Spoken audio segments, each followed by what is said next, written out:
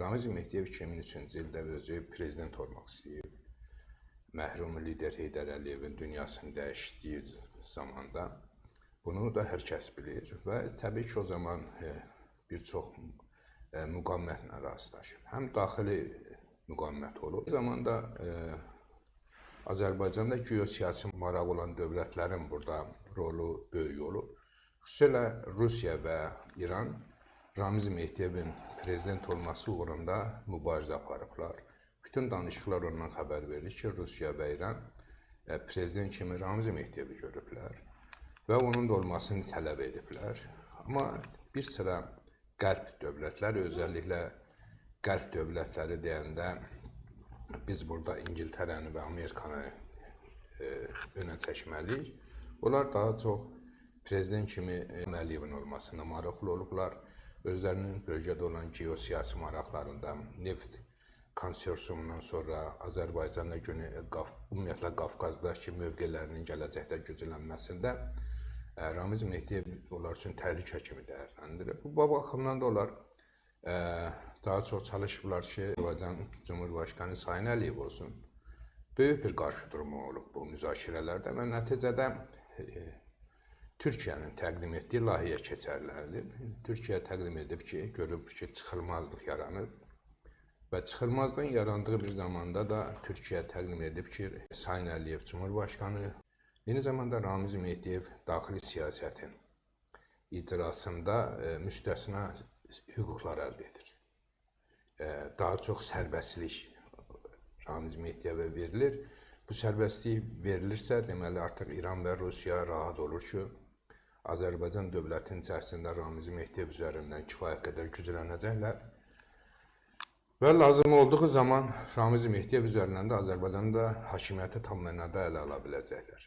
İndi təbii ki, Amerikanın öz düşüncələri olub ki, bu dövrdə nələr edə bilər. Türkiyənin də təbii ki, bu təklif irəli sürəndə proqramı olub, düşüncəsi olub.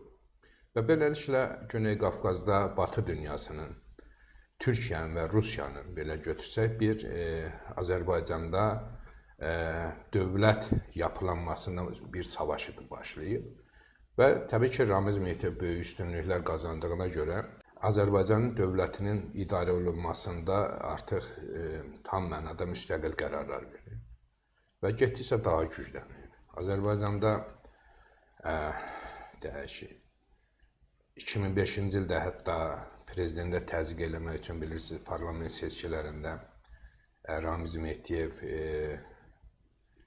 yeni bir hərəkətlənmə içərisində olub, amma Batı dünyasından anlaşa bilmədiklərinə görə yenidən Ramiz Mehdiyevin dövlət çevrilişi və istək və arzuları baş tutmuyor. Söhbət təbii ki, Ramiz Mehdiyevdən getmir, Rusiya və İrandan gedir özəlliklə.